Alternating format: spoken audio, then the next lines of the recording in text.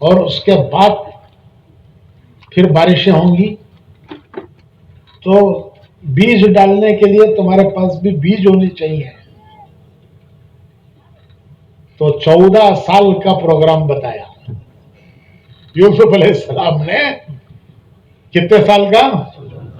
14 سال کا پروگرام بتایا. بادشاہ کہنے لگا کہ یہ میرے بس کا نہیں ہے. یہ 14 سال کا درد سر، 7 سال کو بچاؤ، پھر 7 سال خرچ کرو، پھر دانے بھی بیچ کے بچاؤ. یہ میرے بس کا نہیں ہے. تم کر سکتے ہو؟ تم کر سکتے ہو؟ تو یوسف علیہ السلام نے کہا کہ انی حفیظ علیم، ہاں میں جانتا ہوں، میں کر سکتا ہوں. تو بادشاہ نے کہا لو حکومت تمہارے حوالے، حکومت تمہارے حوالے. بادشاہ نام کا تھا اور سارا اختیار یوسف علیہ السلام. تو بھائیوں میں یہ کہہ رہا تھا کہ نیک لوگوں کا امتحان، گناہ گاروں کا امتحان. نیکوں کا امتحان شروع میں مجاہدے، مشکلیں، دشواریاں، کتنے برسوں کے امتحانوں کے بعد یوسف علیہ السلام مصر کے تخت پہ آ گئے. اور گناہ گاروں کا شروع میں عیش عشرت، مزے اڑانا، اور آخر میں سمندر میں فرعون کو اللہ نے اس کی فوجوں اور ہتھیاروں کے ساتھ سمندر میں ڈبو دیا. تو میں مثال دے کے کہتا ہوں کہ ایک پنجرا ہوتا ہے پرندے کا، ایک پنجرا ہوتا ہے چوہے کے لیے. پرندے کے لیے بھی لوگ پنجرا خرید کے لاتے ہیں. طوطا، مینا، چڑیا پسند ہے، اس کے لیے آدمی پنجرا لاتا ہے اور اسے پنجرے میں رکھتا ہے. اور چوہے کے لیے بھی پنجرا لاتا ہے، پنجرا. تو چوہے کے لیے بھی پنجرا، پرندے کے لیے بھی پنجرا. ارے دونوں پنجرے ہیں لیکن دونوں میں فرق ہے نہیں ہے؟ ارے بولو بھائی. پرندے کا پنجرا محبت سے ہے، چوہے کا پنجرا نفرت سے ہے. دونوں کو دانا ڈالتے ہیں، پرندے کو بھی دانا ڈالتے ہیں اور چوہے کو اس سے اچھا ڈالتے ہیں. ہمارے علاقوں میں ناریل کو روسٹ کرتے ہیں، روسٹ انگار میں روسٹ کر کو چوہے کے لیے لگاتے ہیں. کیسی خوشبو آتی ہے جب ناریل کو آگ میں روسٹ کرو، تو کیسی خوشبو آتی ہے. بچہ بولتا ہے اماں مزے دے، تو انہیں بولتی نہیں رہے یہ چوہے کے واسطے. ارے بچے سے زیادہ چوہے سے محبت ہے کہ بچے کو دیتی نہیں، چوہے کو دیتی ہے. نہیں، یہ پکڑنے کے لیے. اور جب پکڑ میں آتا ہے تو پھر یاد دلا دلا کے مارتی ہے. بچے کے یونیفارم کترا مہینے مار رہے سے.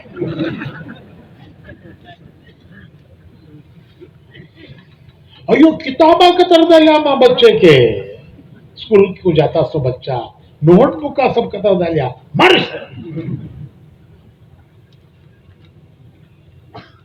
تو بھائیو، امتحان سے تو اللہ سب کو گزارتا ہے، لیکن فرق ہے کہ بھلوں کا امتحان شروع میں، نتیجہ بولو، نتیجہ کامیابی. دنیا میں کوئی انسان ایسا نہیں آیا کہ جو اللہ کے حکم پر چلا ہو، نبی کے طریقے پر چلا ہو اور ناکام دنیا سے گیا ہو. بڑے بڑے بادشاہ دنیا سے ناکام گئے، حسرت اور افسوس کے ساتھ گئے کہ ہم نے زندگی گنوائی، ہم نے زندگی گنوائی. اور ایک وہ نہیں بتایا جا سکتا کہ جو نبی کے پیچھے چلا ہو، نبی کے پیچھے چلا ہو اور دنیا سے ناکام گیا ہو. ایک مثال کوئی نہیں دے سکتا. میں دو مثالیں دیتا ہوں، مثالیں تو ہزاروں ہیں، میں دو مثالیں دیتا ہوں. ایک مثال سکندر، دنیا کا فتح کرنے والا، دنیا فتح کی سکندر نے.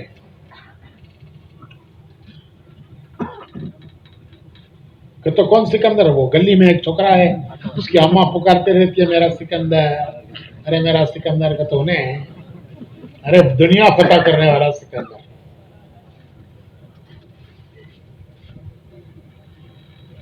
اس کا گاؤں ہے یورپ میں، میکسیڈونیا. ابھی وہاں ہمارا اجتماع ہوا سکندر کے گاؤں میں، اس کی بستی میں میکسیڈونیا میں 3-4 مہینے پہلے ہمارا اجتماع ہوا. اور یورپ کے 33 ملکوں کے لوگ وہاں جمع ہوئے. کتنے؟ یورپ کے 33 ملک وہاں جمع ہوئے. ہمارے بزرگ حضرات تشریف لے گئے تھے. تو 33 ملکوں کے لوگ، میکسیڈونیا، اردو میں اسے مقتوریاں کہتے ہیں. تو وہاں اجتماع ہوا. تو وہاں کا یہ سکندر، یہ دنیا فتح کرنے کے مقصد سے چلا. اس کا زندگی کا مقصد تھا دنیا فتح کرنا. تو ہندوستان تک پہنچ کر اس کی فوج تھک گئی. روز مارچ کرنا، روز جنگ لڑنا، پیدل جماعت نہیں. آج بہت چل ڈالے بھائی، چلو سو جائیں گے، پڑکو مسجد میں سو گئے. روز چلنا، چل کو جا کو جنگ لڑنا. تو فوج تھک گئی ہندوستان آ کے. تو فوج نے کہا کہ ہم واپس جاتے ہیں، واپس جاتے ہیں. جب فوج واپس جا رہی ہے تو یہ کیا کرے گا اکیلا؟ مجبوراً یہ بھی واپس گیا. ایک مقصد تھا زندگی کا، وہ مقصد حاصل نہیں ہوا. تو واپس گیا.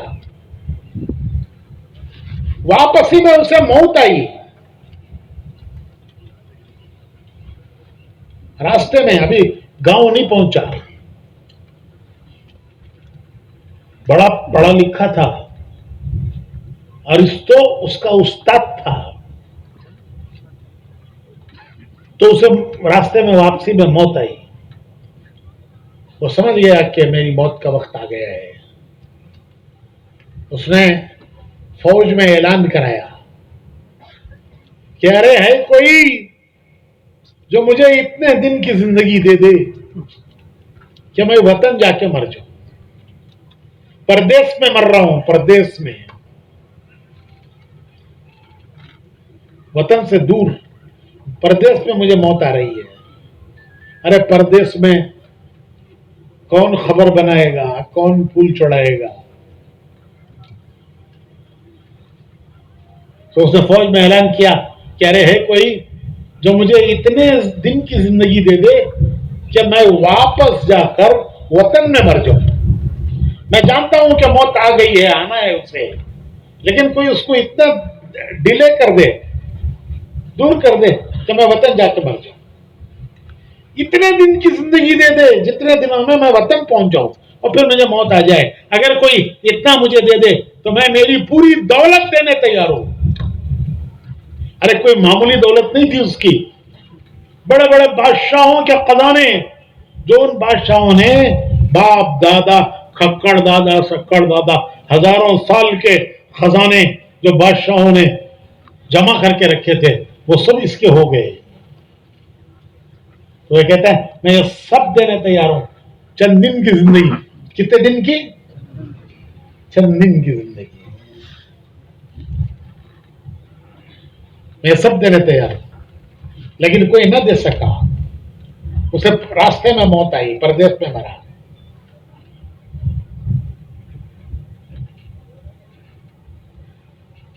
ایک واقعہ یہ ہے. ایک واقعہ ہے، میں نے کہا دو واقعے ہیں. ایک واقعہ ہے حضرت سیدنا بلال رضی اللہ تعالی عنہ. حضور کے خادم، مسجد نبوی کے موذن، زندگی بھر کے حضور کے خادم، مسجد نبوی کے موذن. موت کا وقت آیا، بیوی پاس بیٹھی ہوئی رونے لگی کہ میرے شوہر کی جدائی ہے، ان کے دنیا سے جانے کا وقت آ گیا ہے. کیسے رنج کا وقت ہے، غم کا وقت ہے. ارے کوئی معمولی آدمی دنیا سے جا رہا ہے، صحابی رسول اور حضور کے خادم خاص اور مسجد نبوی کے مؤذن، کیسا غم کا وقت ہے. تو حضرت بلال بیوی کی بات سنتے ہیں اور سن کے کہتے ہیں تو غلط بول رہی ہے، یہ رنج کا غم کا وقت نہیں ہے، یہ خوشی کا وقت ہے، یہ خوشی کا وقت ہے. تھوڑی دیر میں دنیا سے جاؤں گا، میری موت کا وقت آ گیا ہے، تھوڑی دیر میں دنیا سے جاؤں گا، میرے آقا محمد الرسول اللہ صلی اللہ علیہ وسلم سے ملوں گا. میرے دوست، ان کے دوست کون؟ صحابہ، حضور کے صحابہ، ان کے دوست، میرے دوست انتظار کر رہے ہیں کہ آج کون آ رہا ہے، آج کون آ رہا ہے، آج بلال آ رہا ہے. تو تھوڑی دیر میں جاؤں گا، حضور کے صحابہ سے ملوں گا، میرے آقا محمد رسول اللہ صلی اللہ علیہ وسلم سے ملوں گا. تو یہ خوشی کا وقت ہے یا رنج کا وقت ہے؟ ایسے جیسے کوئی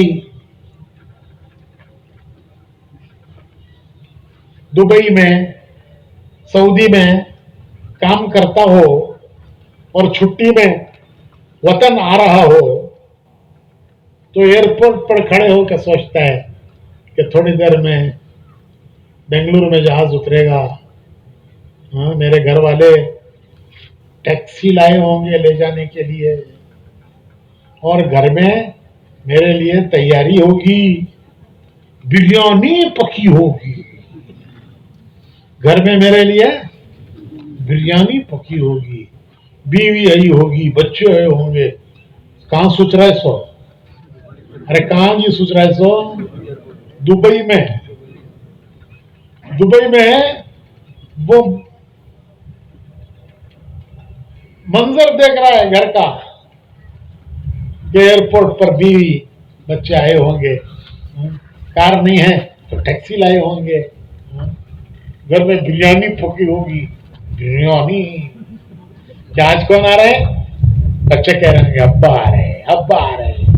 ارے بچے مچل رہے ہوں گے ابا آ رہے ہیں، بیوی خوش، شوہر آ رہا ہے، ماں باپ خوش، بیٹا آ رہا ہے. تو حضرت بلال ایسا منظر کھینچتے ہیں کہ میں ابھی تھوڑی دیر میں جاؤں گا دنیا سے. کہاں جاؤں گا؟ کہاں جاؤں گا؟ آخرت میں. آخرت میں وہ ایک زندگی ہے، کبھی ختم نہ ہونے والی زندگی ہے. وہاں میرے دوست میرا انتظار کر رہے ہیں، میرے آقا میرا انتظار کر رہے ہیں. دیکھو ایک حسرت کی موت، ایک حسرت کی موت کہ سکندر کہتا ہے میں کچھ نہیں حاصل کر سکا. اس نے وصیت کی کہ میرے دونوں ہاتھ میرے کفن کے باہر رکھو. وہاں یورپ میں اور عیسائیوں کے عام طور پر پلیوٹ کا ڈبہ بناتے ہیں، وہ ڈبے میں میت رکھتے ہیں اور وہ ڈبہ قبر میں اتارتے ہیں. پلیوٹ کے ڈبے میں رکھ کر وہ ڈبہ اتارتے ہیں. تو اس میں گولڈ ڈال کو ہاتھاں باہر رکھنا کو تو اس نے وصیت کی. درباریوں نے پوچھا یہ ایسی وصیت کسی نے نہیں کی؟ تو سکندر نے کہا کہ دنیا دیکھ لے کہ دنیا کا فتح کرنے والا دنیا سے کیا لے جا رہا ہے. لایا تھا کیا سکندر، دنیا سے لے گیا کیا، تھے دونوں ہاتھ خالی، باہر کفن سے نکلے. ایک حسرت کی بات، اور ایک ادھر حضرت سیدنا بلال کہہ رہے ہیں کہ خوشی کا وقت ہے، خوشی کا وقت ہے کہ تھوڑی دیر میں جاؤں گا، وہ میرے آقا اور میرے ساتھی، میرے دوست میرا استقبال کریں گے وہاں. تو بھائیوں، تو امتحان تو دو سب کا ہے، لیکن نیک لوگوں کا امتحان شروع میں مشکلیں، مجاہدے، اور نتیجہ بولو بھائی، ارے نتیجہ کامیابی. اور گناہگاروں کا امتحان شروع میں مزے اڑاؤ. ارے دنیا مزے اڑانے کی جگہ ہے، خواہشیں پورا کرنے کی جگہ ہے. نہیں میرے بھائی، یہ مزے اڑانے کی جگہ نہیں ہے، یہ خواہشیں پورا کرنے کی جگہ نہیں ہے، یہ امتحان کی جگہ ہے. امتحان کیا ہے؟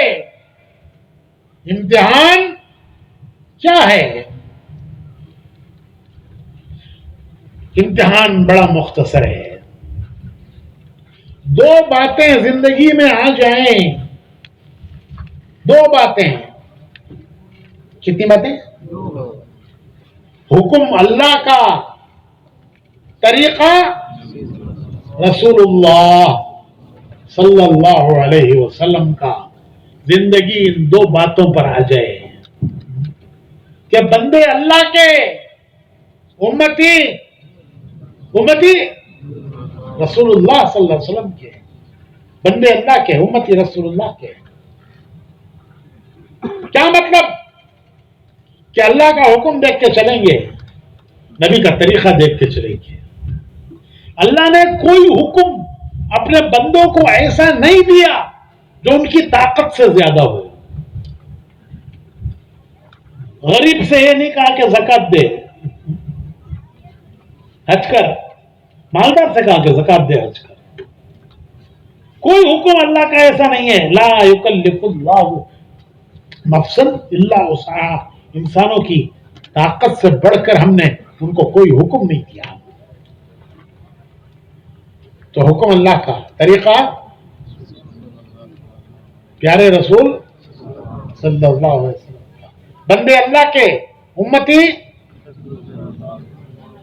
رسول اللہ صلی اللہ علیہ وسلم. یہ ہے لا الہ الا اللہ محمد رسول اللہ. یہ ہے کلمہ، یہ ہے کلمہ لا الہ الا اللہ محمد رسول اللہ. یہ ہے کلمہ. کیا مطلب ہے اس کا؟ کہ بندے ہیں اللہ کے، امتی ہیں رسول اللہ کے. ہم حکم دیکھیں گے اللہ کا، ہر حال میں، غریبی میں، امیری میں، خوشی میں، غم میں،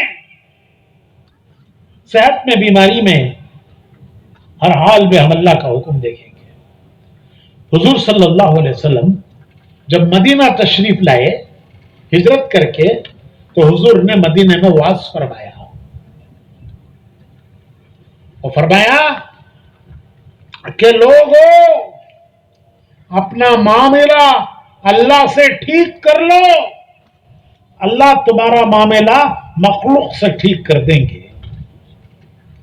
یہ حضور کا خود بیان ہے. جب حضور ہجرت کر کے مدینہ آئے ہیں اور مدینے والے جمع ہو گئے حضور کو سننے کے لیے، جیسے آپ یہاں اجتماع میں جمع ہوئے ہیں، تو حضور نے فرمایا کہ لوگوں اپنا معاملہ اللہ سے ٹھیک کر لو، درست کر لو. اللہ تمہارا معاملہ مخلوق سے، بندوں سے ٹھیک کر دیں گے. تو بھائیو، یہ ہے لا الہ الا اللہ محمد بندے اللہ کے، امتی رسول اللہ کے. کس کو کہتے ہیں بندہ؟ بندہ کس کو کہتے ہیں؟ بندہ کہتے ہیں ماننے والا، سر جھکانے والا.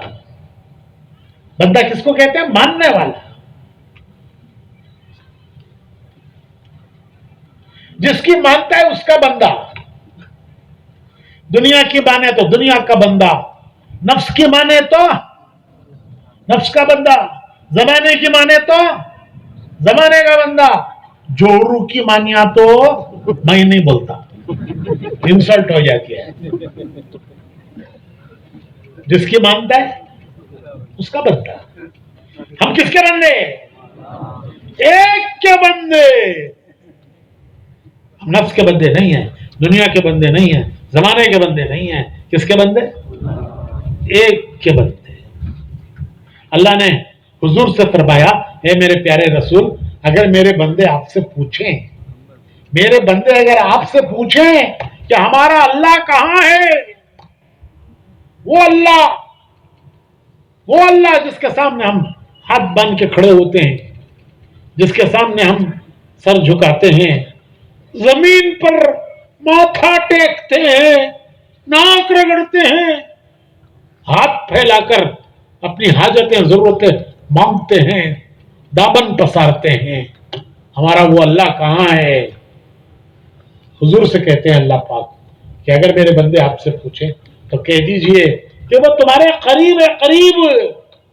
وَإِذَا سَأَلَكَ عِبَادِي, اگر میرے بندے سوال کریں کہ میں کہاں ہوں, تو کہہ دیجئے کہ انی قریب, میں قریب ہوں.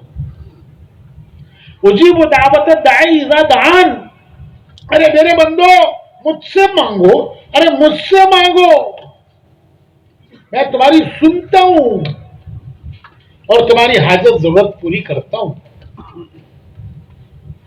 مجھے وہ دعوت الداعی اذا دعان فلیستجیبوا لی ولیؤمنوا بی لعلہم یرشدون. مجھ سے مانگو, کسی زبان پہ مانگو, زبان کی بھی قید نہیں ہے. نماز میں تو قرآن پڑھنا ہے, لیکن دعا,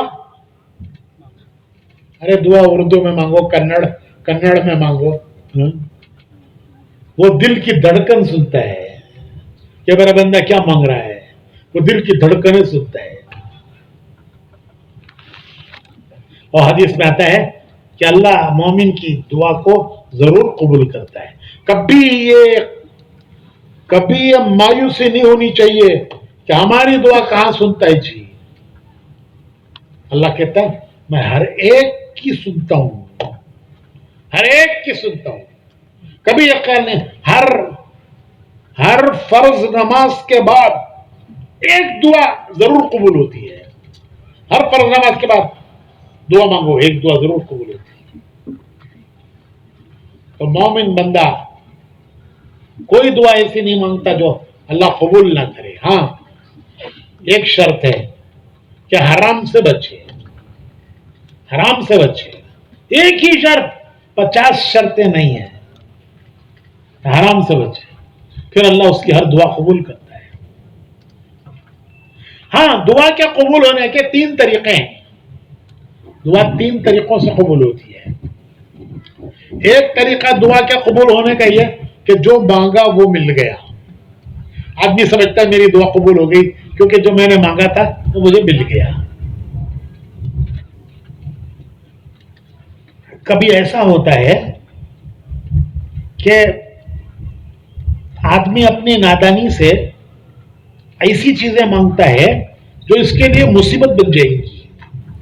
وہ مصیبت مانگ رہا ہے لیکن سمجھتا نہیں ہے اللہ جانتا ہے کہ میرا بندہ اپنے لیے مصیبت مانگ رہا ہے, تو وہ نہیں دیتا, اس کا کوئی بدل دیتا ہے.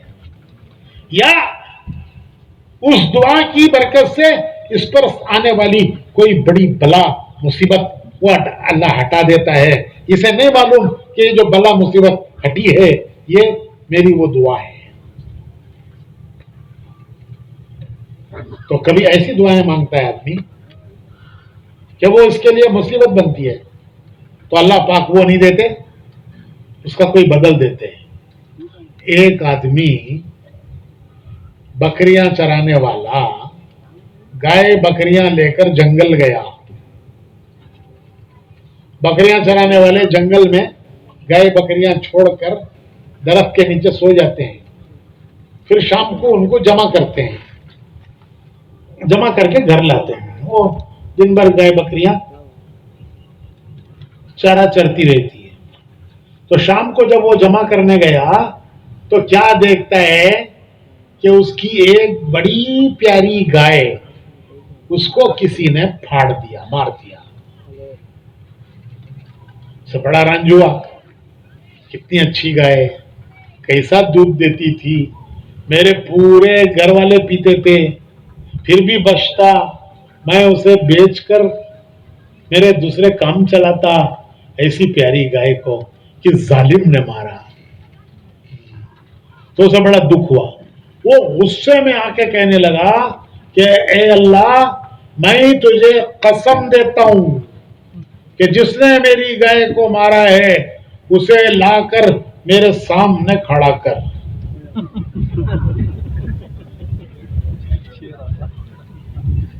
دعا قبول ہو گئی. شیر آ کر سامنے کھڑا ہو گیا. تو شیر نے گائے کو پھاڑا تھا، وہ خود پی کے اپنا کام کر کے چلا گیا. تو نے تو دعا مانگی کہ اللہ تجھے قسم دیتا ہوں کس نے مارا میرے سامنے لا کر کھڑا کر. تیری دعا قبول ہو گئی، شیر آ کے سامنے کھڑا ہو گیا. اب کر کیا کرتا ہے؟ اس نے تیری گائے پھاڑی، اب تو کیا ٹیپو سلطان ہے تلوار لے کو لڑتا ہے؟ تو آدمی نادانی سے ایسی دعائیں مانگتا ہے جو اس کے لیے مصیبت بن جاتی ہے. لیکن اللہ مہربان ہے، وہ بڑا مہربان ہے. واللہ رؤوف بالعباد، اپنے بندوں پر بڑا مہربان. وہ نہیں دیتا، قبول کر لیتا ہے، وہ بھی اس کو کوئی بدل دیتا ہے یا اس کے اوپر سے کوئی بلا مصیبت ٹال دیتا ہے. اور ایک بات اور یہ ہے کہ دعا مانگتے رہو، مایوس کبھی نہیں ہونا. مانگتے رہو، مانگتے رہو، مانگتے رہو. اللہ کے یہاں اس کا ایک وقت ہے، وہ اس وقت پر وہ اثر دکھاتی ہے. موسیٰ علیہ السلام نے اور ان کے بھائی ہارون علیہ السلام، دونوں نبی، دونوں نے مل کر دعا مانگی، اے اللہ فرعون بہت باغی ہو گیا، اب تو یہ ماننے کا نہیں ہے، اب اسے تو پکڑ لے، تو اپنا عذاب اس پر نازل کر دے. جواب آیا اللہ کی طرف سے کہ تم دونوں کی دعا قبول ہو گئی. انہوں نے دعا مانگی، جواب آیا کہ تمہاری دعا قبول ہو گئی. اس کے 40 سال کے بعد فرعون سمندر میں ڈوبا ہے.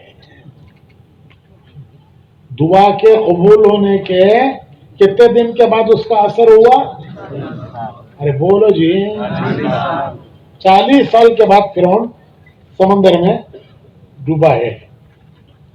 ہم نے اللہ وقت انتظار نہیں کرا تھا، ہم نے اللہ وقت انتظار نہیں کرا تھا. ٹھیک ہے، تو ہمیں بے صبرے. تو اگر دعا کے قبول ہونے میں دیر ہو تو مایوس ہو کے چھوڑو مت، لگے رہو، اللہ کے پیچھے لگے رہو، مانگتے رہو، مانگتے رہو. اس کی حکمت ہے، اس نے اس کو دیر کیا ہے، لیکن وہ دعا ریجیکٹ نہیں ہوتی، وہ دعا رد نہیں ہوتی. اللہ کے دربار سے مومن بندے کی کوئی دعا رد نہیں ہوتی. یا وہ ملتا ہے جو مانگا ہے، یا کوئی بدل ملتا ہے، یا کوئی مصیبت ٹلتی ہے، یا اس کے قبول ہونے کا ایک وقت ہے اللہ کے یہاں. اس وقت تک مایوس نہ ہونا، مانگتے رہنا، لگے رہنا، لگے رہنا. تو بھائیو، یہ ہے بندہ، یہ ہے بندہ کہ ماننے والا. کس کی ماننے والا؟